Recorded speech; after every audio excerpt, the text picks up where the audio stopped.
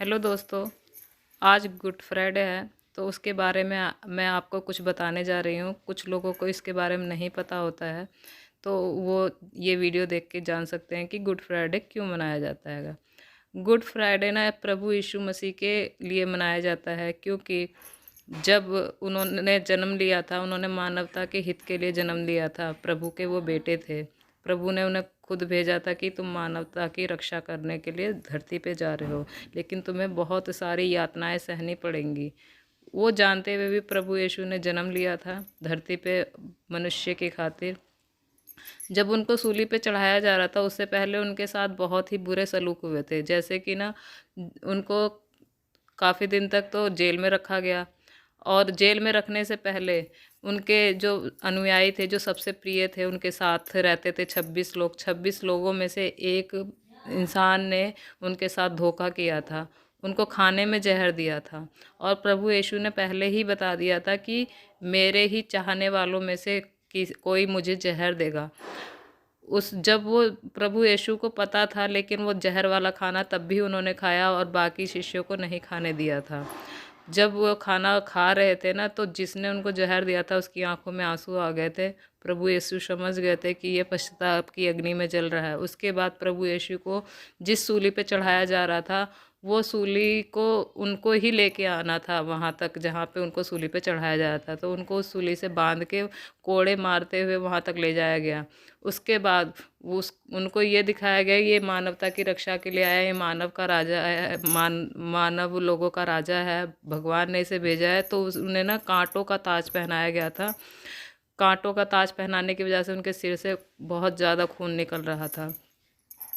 सूली पे चढ़ाने से पहले फिर उनको जहर पिलाया गया, जहर का प्याला भी दिया गया था उनको पीने के लिए, और प्रभु यीशु ने खुशी खुशी पिया था। इंसानों की जो उनके साथ रहते थे, उन लोगों ने भी कहा कि हम भी आपके साथ सूली पे चढ़ेंगे। प्रभु यीशु ने मना कर दिया था, लेकिन फिर भी 2 लोग उनके साथ सूली पे चढ़े थे।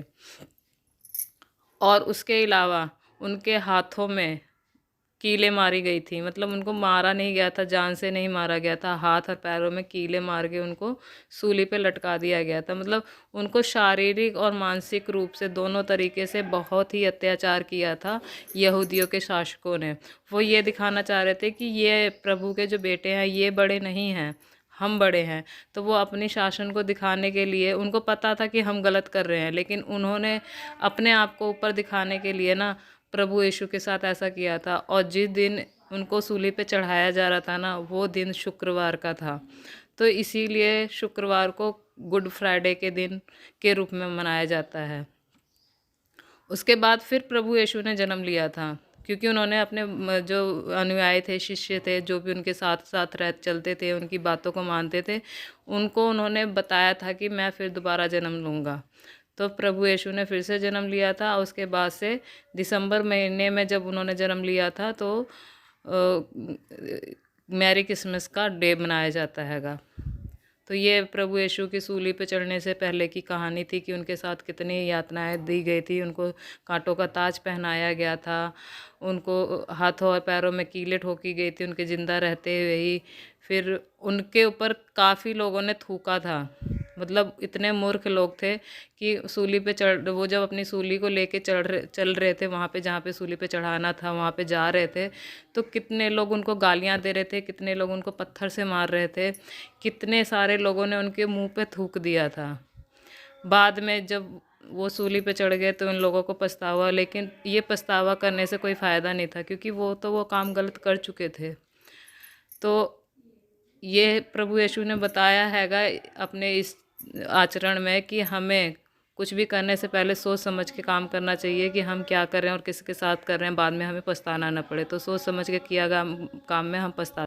तो दोस्तों, जिन लोगों ने प्रभु से यीशु के ऊपर पत्थर मारे थे, थूका था, गालियां दी थी ना, वो लोग बाद में बहुत पछताए थे।